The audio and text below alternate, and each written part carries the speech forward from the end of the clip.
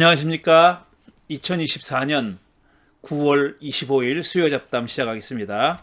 제 책 눈 떠보니 하나님이더라 창세기 1, 2, 3장 해설서 이 책을 읽어가면서 설명하고 있습니다. 오늘은 지난주에 이어서 제2장이죠. 제2장 혼돈, 공허, 어둠, 기품 그리고 땅과 물 그 두 번째 시간입니다. 자, 지난주에 이제 구약 성서에는 창세기 1, 2, 3장 말고도 창조에 대해서 서술한 그런 시죠. 주로 시죠. 운문, 시들이 여러 군데 있다는 말씀을 드렸습니다. 물론 전부 다 시는 아닙니다. 산문도 있지만 대부분이 시이죠. 운문입니다. 그리고 그 구약 성서에 있는 그런 다양한 창조 이야기 가운데는 고대 중동 문화권, 특히 바벨론의 창조 신화와 유사한 점이 많은 그런 창조 이야기들이 있다고 말씀드렸습니다. 그래서 그 에누마 일리시의 일부를 읽어드렸고 또 그와 유사한 내용을 담고 있는 그런 창조 시편들을 읽어드렸죠. 그러나 분명히 차이가 있다는 말씀은 했습니다. 비슷한 점이 많이 있지만 그에 못지않게 또 다른 점들도 있다는 그런 말씀을 드렸죠. 그 창조 신화에 나오는 바벨론 창조 신화에 나오는 다양한 신들, 그들은 다 신교 사회였으니까요. 다양한 신들과 아주 비슷한 그런 이름과 내용을 가진 어떤 개념이 등장한다는 말씀도 드렸고, 그 다음에 거기 등장하는 그 신들 중에 일부는 그 신성을 싹 빼고 그 어떤 하나님께서 창조하실 때에 그 대적했던 그런 신화적인 동물, 라합이나 리오야단이 대표적이죠. 그런 짐승들이, 동물들이, 신화적인 동물들이 등장하는 창조 시편들도 있다고 말씀드렸죠. 그런 점에서 바벨론의 창조 신화와 많은 점에서 비슷하다는 말씀드렸습니다. 그런데 그렇게 등장하는 신화적인 동물들이 하나님의 창조 행위에 대적하는 모습으로 그려진 시편도 있지만 다양한 피조물, 그 많은 피조물 가운데 그냥 하나로 그렇게 치부되는 그런 시편들도 있습니다. 그러니까 하나님의 피조물 따름입니다. 뭐 하나님의 창조 행위에 적대하거나 대적하거나 반대하거나 맞서거나 이런 게 아니라 그냥 다른 소나 양처럼 그냥 피조물들 중에 하나로 묘사되는 그런 시편도 있다고 말씀드렸고 그게 시편 104편입니다. 그래서 지난주에 마지막에 그 시편을 제가 읽어드렸죠. 자, 오늘은 그 얘기를 계속해 보겠습니다. 위에 인용한 구약성서 구절들이, 그러니까 뭐 시편 104편을 비롯해 가지고 여러 군데 인용했는데 그 구절들이 바벨론 창조 신화의 영향을 받았음은 부인할 수 없는 사실입니다. 단어도 유사하게 등장하고 그 대적한다는 점에서는 더더욱이, 대적하는 어떤 신화적인 짐승들이 등장한다는 점에서는 더더욱이 바벨론 창조 신화와 유사하다는 얘기입니다. 부인할 수 없어요.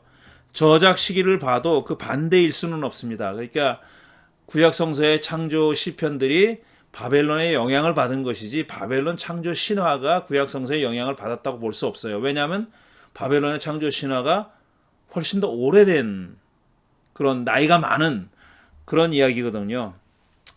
그렇다면 창세기의 저자가 바벨론 창조 신화에서 전쟁 모티브를 제거했다고 봐야 한다고 보는 겁니다. 그렇게 봐야 한다는 겁니다. 비슷한데 전쟁을 벌이고 있다든가 어떤 신들이 그 창조주의 신 야훼가 다른 신들과 전쟁을 벌인다 이런 얘기는 없거든요. 그러니까 바벨론의 창조 신화를 수용하면서도 전쟁 모티브는 싹 걷어냈다. 이런 얘기입니다. 왜 그랬을까? 이 질문은 2절뿐 아니라 1장 전체 해석과도 관련되어 있습니다. 지금 2절을 계속 읽어가고 있는데, 근데 왜 이 전쟁 모티브를 걷어냈을까, 제거했을까 하는 그 이유는 1장 전체를 이해하는데도 관련되어 있다, 이런 뜻입니다. 피문서, 제사장 문서의 저자가 창조 이야기를 썼던 당시 사회문화적 종교적인 상황을 살펴보아야 합니다.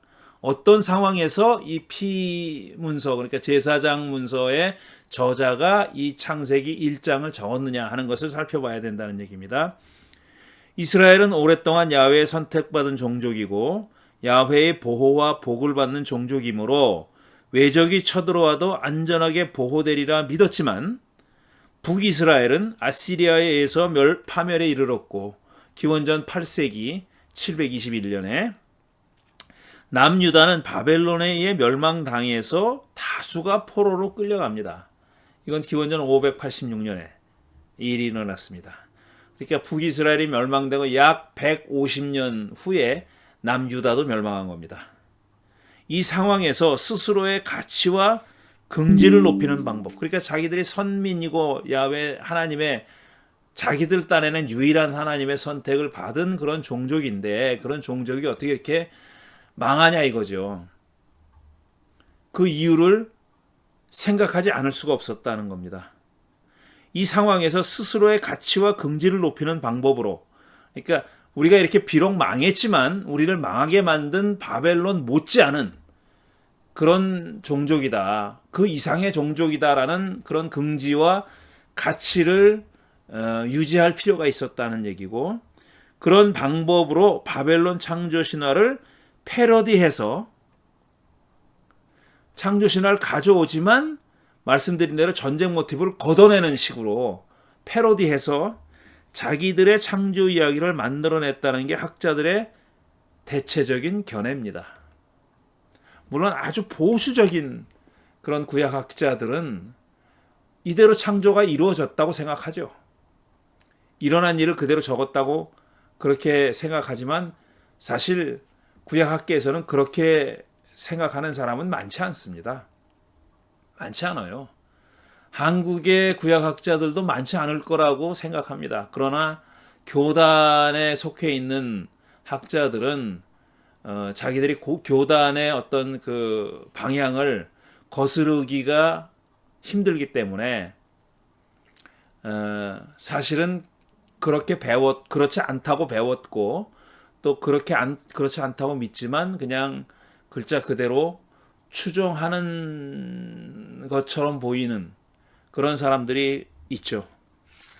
바벨론 신화의 창조신이 혼돈의 세력과의 처절한 전투 끝에 세상과 인간을 창조했던 것과는 달리 바벨론 창조 신화는 그렇습니다. 야훼는, 우리 창세기의 야훼는 투쟁 없이 오직 말씀으로만 세상을 창조했다고 선언함으로써 지금은 이스라엘 민족이 가혹한 포로 생활을 하지만 언젠가는 질서와 조화를 갖춘 복된 세상이 회복돼서 자기들은 거기서 살게 되리라는 희망을 표현했다고 보는 겁니다. 그런 희망이 표현되어 있는 그런 이야기가 바로 창세기 1장의 창조 이야기다, 이런 설명입니다. 보충 설명. 많은 학자들이 이렇게 주장했다. 제가 위에서 방금 서술한 대로 그렇게 주장했다는 겁니다. 포로로 잡혀간 사람들의 자긍심, 긍지, 그 다음에 회복에 대한 어떤 희망, 그런 거죠. 그런 게 담겨 있는 이야기가 바로 창세기 1장의 창조 이야기다, 이렇게 보는 겁니다. 많은 학자들이 이렇게 주장했는데 최근 것으로는 엘렌 데이비스라고 하는 구약학자가 있습니다. 엘렌 데이비스가 Opening Israel Scriptures라는 책이 있는데 그 첫 장이 Genesis as our image, Genesis 1, 1, 2, 30 이런 첫 장이 이런 제목이 붙어 있는데 이 첫 장을 참조할 수 있다는 겁니다. 제가 첫 장의 내용을 자세히 설명을 하진 않았어요. 이런 내용이 거기 들어있다, 이런 얘기입니다. 왜냐하면 그렇게 그것까지 다 설명하면 복잡하니까요. 피문서 창조 이야기의 의도는 사람이 하나님의 형상과 모습대로 창조됐다는 대목에서 더욱 분명하게 드러납니다. 지금 1장 2절에서도 드러나지만 더욱 뚜렷하게 드러나는 대목은 그러니까 26, 27, 28절 거기다 이거죠. 하나님이 사람을 당신의 형상과 모습대로 만들었다고 서술하는 바로 그 구절에서 더 분명히 드러난다는 겁니다. 이 얘기는 그 구절을 살펴볼 때, 해설할 때 자세하게 얘기하겠습니다. 또 한국에도 잘 알려져 있는 많은 책들이 번역된 월터 브리그만은 혼돈과 어둠을 바벨론 포로의 경험과 1대1로 대응시키는 것은 지나치다. 그건 너무 나간 해석이다. 이렇게 봅니다. 그러니 구체적인 역사적 경험과 창세기 1장의 추상적인 표현을 직접적으로 1대1로 대응시키는 것은 올바른 해석이 아니라고 보는 겁니다. 이분은. 그는 창세기의 선언은 구체적인 역사적 상황 속에서 나왔지만 비록 그런 역사적 상황 속에서 나왔지만 구체적인 역사적 상황 속에서 나왔지만 그걸 넘어서는 보편적인 의미를 획득했기에 지금껏 인구에 회자되고 있다고 봅니다. 저는 이 얘기가 옳다고 생각해요. 브리그만의 주장이. 그런데 그렇다고 해가지고 이게 1대1로 대응시키지 못할 건 또 없다고 생각합니다. 그러니까 창세기 1장을 쓴 사제계, 제사장계 피문서의 저자들은 그런 상황이 있었기 때문에 그렇게 썼는데 사실 그와 유사한 상황은 계속 인류의 역사에서 반복되잖아요. 반복되는 역사적인 시기를, 그와 유사한 시기를 살 때마다 이 구절이 역할을 한다. 이런 뜻입니다. 비슷한 역할을 한다. 긍지를 세워주고 자긍심을 세워주고 그 다음에 조화롭게 다시 회복될 날을 희망하게 만들어주고 그런다는 얘기입니다. 그러니까 1대1로 대응시킨다는 것이 무슨 그때만 의미가 있다 이런 뜻은 아니에요. 근데 브리그만은 마치 그렇다는 듯이 1대1로 대응시키는 건 적절하지 않다고 얘기하는데 저는 그 말에는 동의할 수가 없어요. 자, 그 다음에 계속합니다. 히브리어로 혼돈, 공허, 어둠, 기품 중 몇 가지는 메소포타미아 창조 신화에 등장하는 신들의 이름과 비슷합니다. 히브리 말로 이게 신들의 이름과 비슷하다는 거예요. 그렇기 때문에 직접 신들의 이름을 거명하지 않고 추상적인 개념으로 표현한 것을 피문서의 저자가 이렇게 표현한 것을 메소포타미아 신들에 대한 탈신화화가 아니라 탈신화, 그러니까 deification이에요. 신으로 만드는 것, deification 신으로 만드는 거잖아요. 신화잖아요. 신화화가 아니라 mythologization이 아니라 deification, 그러니까 신으로 만든다. 신 아닌 걸 신으로 만든다는 얘기입니다. 그걸 또 걷어낸다는 얘기죠. 그 앞에 D자를 또 붙여가지고. 그러니까 창세기 1장을 쓴 사람은 메소포타미아 신화가 신들로 묘사하고 있는 뭐 어둠, 혼돈 이런 것들을 그걸 주관하는 신들이 인격체인 것처럼 묘사되어 있는데 거기서 인격성을 빼버렸다 이런 얘기죠. 그러니까 신이 아닌 것으로 만들어 버렸다 이런 얘기입니다. 그런 그 탈신화 작업으로 해석하기도 한다는 거죠. 여러 신들이 각축전을 벌인다고 믿었던 고대 중동 문화권에서 정말 이단자처럼 야훼 유일주의 신학을 고수했던 이스라엘이 혼돈과 어둠을 주관하던 신들에게서 그 지위를 박탈했다는 얘기입니다. 니들은 신이 아니야. 바벨론 신화의 여러 모티브를 가져오면서도 그 사람들은 신이라고 여겼던 그런 그 인격적인 존재, 인격적인 신이라고 여겼던 그것을 그들을 신이 아니야, 너희들은. 그러니까 혼돈, 어둠, 뭐 기품, 뭐 이런 것도 니들은 신이 아니야. 그냥 하나의 상태일 뿐이야, 상태. 이렇게 봤다는 겁니다.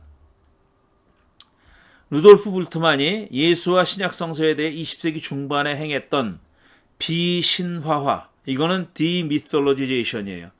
위에 거는 de-deification이고 이건 신화를 걷어낸다는 겁니다. 신화를 걷어낸다 이런 뜻이에요. 그런 작업에 비견되는 신학 작업을 기원전 6세기 유다의 제사장 문서, 피 문서의 저자가 했다는 얘기입니다. 이미 그러니까 우리는 20세기 초에 이 불트만이 이런 주장을 했을 때 뒤집어졌죠. 신약 성서학계가 정말 뒤집어졌죠. 예수 그리스도와 신화, 뭐 신약 성서와 신화 이런 논문을 발표했을 때 완전히 뒤집어졌거든요. 충격적인 그런 주장이었습니다. 그 시기에 불트만이 활동하고 그런 논문을 발표했을 때는 그래서 불트만을 20세기에 가장 영향력이 큰 신약성서학자라고 얘기하는 거죠. 구약성서학자는 폰 라트고 그렇게 얘기하는 건데 그와 유사한 작업을 이미 기원전 6세기에 사제문서 저자가 했다고 유사한 작업을 했다는 얘기입니다. 창세기 1장의 창조 이야기에서 혼돈과 공허는 땅의 상태를 표현하는 데 불과하고 어둠은 그저 기품의 표면 위에 있었을 뿐입니다. 그들이 무슨 힘을 발휘하거나 아무런 역할도 하지 않아요. 창세기 1장 그렇잖아요. 창조주에 저항을 한다든가 돕는다든가 이런 일을 안 합니다. 그냥 있었어요. 그냥 상태일 뿐입니다. 바벨론 신화에서는 그게 다 신들인데 창세기 1장에서는 그냥 상태에 불과합니다. 상태.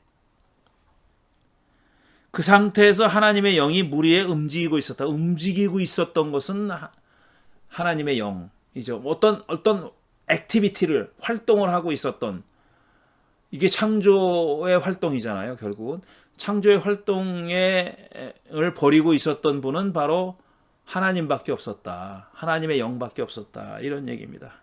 한 처음에 하나님이 천지를 창조했을 때의 상태가 이랬다는 겁니다. 그게 창세기 1장이 서술하고 있는 내용이죠. 신들은 그 어디에도 없습니다. 창조주 이외에 그 어디에도 신들이 없어요. 그냥 혼돈, 공허, 어둠, 기품은 다 그냥 상태일 뿐입니다. 아무런 역할도 하지 못하는 그냥 상태. 이제 제가 가정을 해보는 겁니다. 독자가 여러분이 창세기 1장 1, 2절의 저자라면 만약 여러분이 이 창세기 1장 1, 2절을 쓴다면 그 천지창조를 어떻게 기술했을지를 한번 상상해 보자는 겁니다. 물론 그런 일은 일어나지 않았고 일어날 리가 없지만 한번 상상해 보자는 거예요. 그러니까 내가 만약에 피 문서에 창세기 1장을 쓴 제사장 문서의 저자라면은 나는 어떻게 서술할까? 를 생각해 보자는 겁니다. 그런데 내가 그런 독자라면 내가 가지고 있는 전제 조건이 있습니다. 전제가 있어요. 다음의 전제를 갖고 이야기를 서술하게 되어 있다고 가정하고 창세기 1장을 서술한다고 생각해 보자고요. 1장 1절 2절을 어떤 전제냐면 하나님은 천지를 창조한 창조주다. 그렇죠. 이런 전제를 가지고 있었죠. 피문서의 저자도 가지고 있고 따라서 우리도 가지고 있다고 가정하고 어떻게 쓸지를 생각해 보자는 거니까요.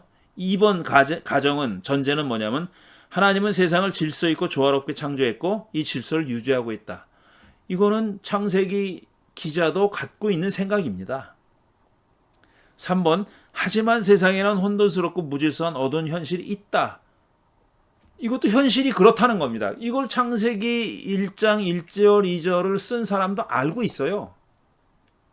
모르는 게 아니에요. 알고 있어요.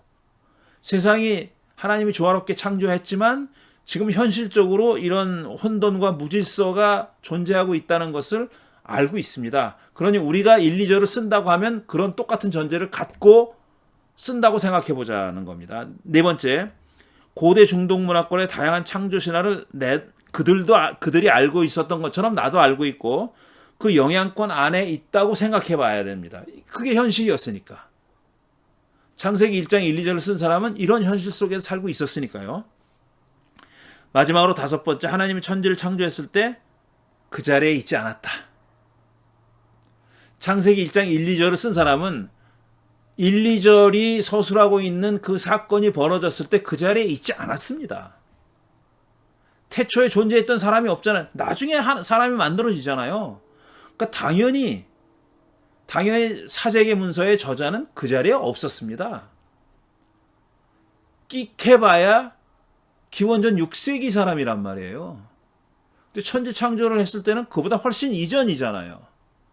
그 자리에 없었어요.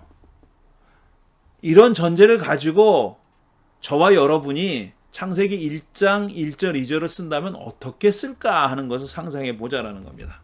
자, 이런 전제 위에서 독자라면 창조 이야기를 어떻게 썼겠습니까? 우선 천지 창조 시에 그 자리에 있지 않았으니 목격자로서 서술할 수는 없습니다. 눈을 뜨고 본 걸 쓰는 건 아니잖아요. 천지 창조가 이루어졌을 때 그 자리에 없었으니까. 목격자로서 서술할 수는 없습니다.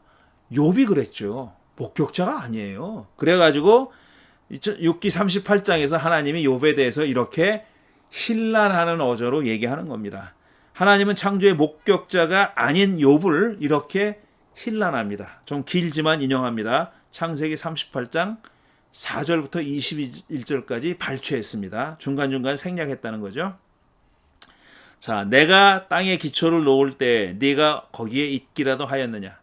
이 정말 아름다운 시편입니다. 이 아름다운 시예요. 이 대목은.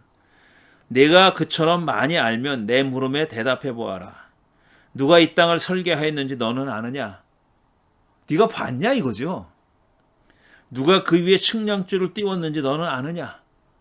지금 이 욥기의 하나님은 마치 건축사가 건축을 하듯이 창조했다는 듯이 얘기합니다. 건축사가 집 짓는 것처럼 창조했다고 서술하고 있는 거예요. 측량줄을 띄웠는지 너는 아느냐? 무엇이 땅을 버티는 기둥을 잡고 있느냐? 누가 땅에 주춧돌을 놓았느냐? 네가 봤냐 이겁니다. 네가 누군지 알아? 이렇게 얘기하는 거죠.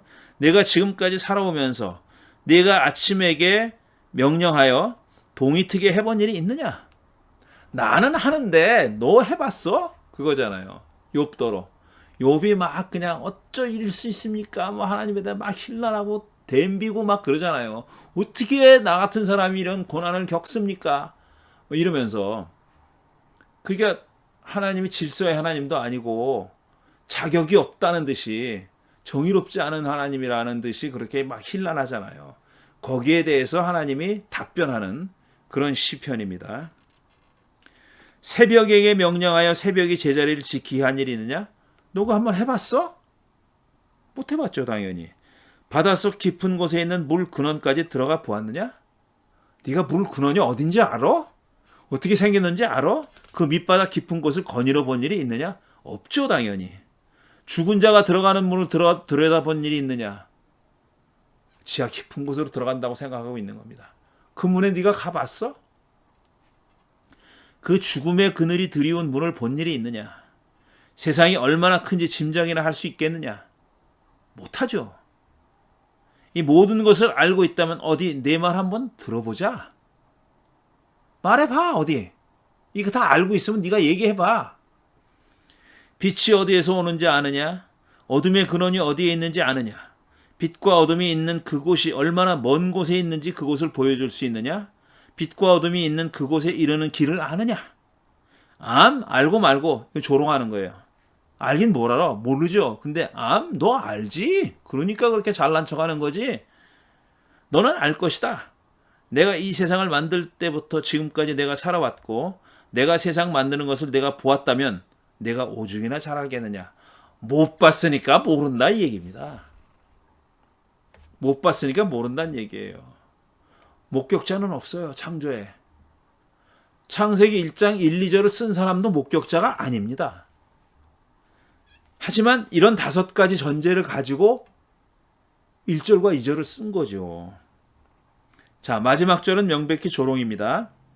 독자는 창조의 목격자가 아니므로 그의 서술은 자신의 창작물이든지 누군가에게서 전달받은 이야기일 수밖에 없어요. 보고 쓴 게 아니니까 자기가 생각하고 상상력을 발휘해서 쓴 거든지 아니면 남에게서 전달받은 거다 이거죠. 그 두 가지 경우밖에 없다는 겁니다. 전달받은 얘기라면 바벨론의 창조신화가 제1후보입니다.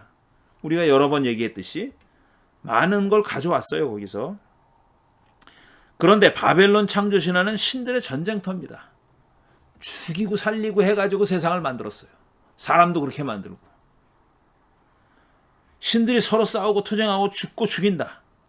독자는 이 이야기를 그대로 가져오지 않습니다. 가져올 수도 없습니다. 왜냐하면 이스라엘의 신앙은 유일신교 혹은 일신교.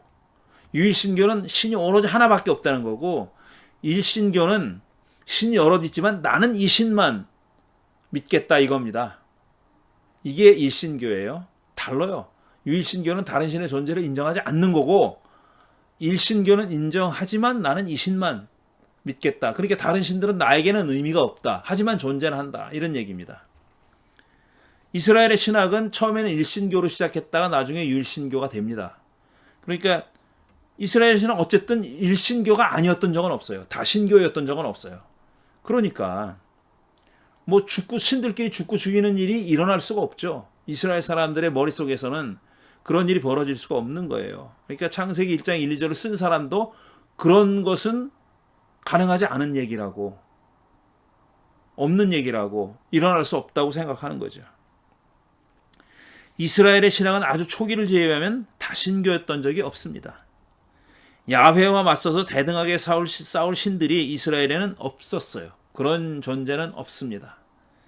바벨론 창조 신화에서 혼돈, 공허, 어둠, 기품의 신들은 이스라엘에서는 신의 지위를 차지하지 못합니다. 처음에 하나님이 천지를 창조하시기 전에 상태였을 뿐입니다. 아무런 역할도 못한다 그랬잖아요. 아무 기능이 없어요. 역할이 못해요. 그냥 거기 있었다 이겁니다. 독자는 세상이 온통 아름답고 조화롭고 질서가 잡혀 있다고 경험하지는 않습니다. 세상에는 혼돈스럽고 무질서하며 다양한 갈등과 싸움이 있지요. 하나님이 세상을 조화롭고 질서 있게 창조했다면 왜 이런 것들이 존재할까? 물어볼 수밖에 없어요. 하나님이 세상을 조화롭게 창조했다는 전제를 가지고 있잖아요. 그런데 실제로 경험하는 것은 항상 조화롭지만은 않아요. 항상 아름답지만은 않다고요. 혼돈도 있고 무질서도 있고 싸움도 있고 뭐 고통도 있고 많잖아요. 그게 현실적인 경험이란 말이에요. 하나님이 세상을 조화롭고 질서 있게 창조했다면 왜 이런 것들이 존재할까? 물어볼 수밖에 없죠. 하나님이 이것들도 창조했을까? 하나의 가능성이에요. 어둠도 창조했다? 그거 이사야서에서 읽었잖아요, 우리가. 그러니까 구약 성서에는 다양한, 그렇게 어둠도 창조했다고 믿는 그런 부류의 사람들도 있는 겁니다. 이것들은 하나님과 무관하게 존재하나? 1절, 2절은 그런 것처럼 쓰여 있잖아요. 하나님의 창조물이라면, 이게 만약에 하나님의 창조물이라면 하나님의 정의가 위태로워지죠. 어둠과 무질서를 창조했으니까 하나님이 정의롭지 않은 분이 되잖아요. 불의를 창조했고, 부정을 창조했고, 어둠을 창조했고, 혼돈을 창조했고, 그 하나님이 정의로운 하나님은 아닌 거죠. 정의롭기도 하고 불의하기도 한 그런 하나님이 돼버리고 말잖아요. 그러니까 하나님의 정의가 위태로워진다는 얘기입니다. 만약에 이런 것들도 하나님의 피조물이라면 하나님의 정의가 위태로워지는 거죠. 논리적으로 그렇다는 얘기입니다. 혼돈과 무질서와 불의도 하나님이 창조했다면 그 하나님은 정의로운 하나님, 정의의 하나님일 수는 없다는 얘기입니다. 그런데 만약에 그것들이 하나님과 무관하게 존재한다면 하나님은 만물의 창조주일 수는 없는 거죠. 걔네들은 창조하지 않은 거죠. 그러니까 혼돈과 무질서는 창조하지 않은 게 되잖아요. 그러니까 만물의 창조물은 아니죠. 왜냐하면 혼돈과 무질서도 만물 가운데 있으니까. 만물에 속해 있는 거니까. 만물과 별도로 존재하는 게 아니니까. 만물의 창조물, 모든 것의 창조자는 아닌 거죠. 그러니까 하나님이. 걔네들은 창조하지 않은 게 돼버리잖아요. 하나님이 세상을 창조하기 전에 이미 존재하였으므로 하나님의 창조물이 아닙니다. 지금 창세기 1장 2절이 그렇게 돼 있어요. in a beginning 아니면 하나님이 세상을 만들었을 때라고 부사절로 다 번역하던 아니면 부사구로 in a beginning 한 처음에라고 번역하든 간에 어떻게 번역하든 간에 이런 것들은 하나님이 창조하기 전에 이미 존재하고 있었던 겁니다. 선재하고 있었다고 서술되어 있는 거예요. 자, 둘 다 가질 수는 없어요. 하나님이 창조했다고 믿거나 아니면 하나님이 창조하기 전에 이미 존재했다거나 하나님이 창조하지 않았다거나 둘 중에 하나지 둘 다 동시에 가질 수는 없어요. 혼돈과 무질서도 하나님이 창조했다고 쓰면 하나님은 정의롭지 않은 신이 되고 그것들을 창조하지 않았다고 쓰면 하나님은 만유의 주재자일 수 없습니다. 둘 중에 하나 해야 돼요. 독자는 여러분은 둘 중 하나를 선택해야 됩니다. 여러분이 만일 창세기 1장 1절 2절을 쓴다면은 둘 중에 하나를 택해야 되는 거예요. 하나님이 창조했다고 쓰든지 아니면 하나님의 창조와 무관하게 존재한다고 쓰든지 둘 중에 하나를 해야 되는 거죠. 어느 편을 택할 것인가? 그건 여러분에게 달려 있습니다. 어느 쪽을 택할지는 여러분이 정하는 거예요. 그런데 창세기 1장을 쓴 피문서의 저자는 후자를 선택한 겁니다. 창조하지 않았고 그것들은 하나님이 창조하지 않았고 따라서 하나님의 창조물과는 별도로 존재하고 있었던 걸로 쓴 겁니다. 그렇게 하나님이 그것들도 창조했다고 쓰지 않고 하나님이 그것들은 창조하지 않았다고 쓴 거예요. 둘 중에 하나를 선택할 수밖에 없어요. 그렇게 된 겁니다. 한 처음에 하나님이 천지를 창조하기 이전에 혼돈과 공허, 어둠과 기품이 이미 존재하고 있었다고 쓴 겁니다. 그것들에게 신성을 제거하고 하지만 창세기 1장을 쓴 사람은 거기서 신성을 다 걷어냈어요. 그 혼돈, 공허, 어둠, 기품에게서 바벨론 신화에는 다 그것들이 신인데 신성을 다 걷어냈어요. 그냥 상태로서 존재하고 있었다 라고 쓴 겁니다. 그래서 베레시트라고 쓴 거라는 게 제 생각이에요. 너라는 정관사를 쓰지 않고 태초에라고 번역할 수 있는 유일한 처음이에요. 그거는.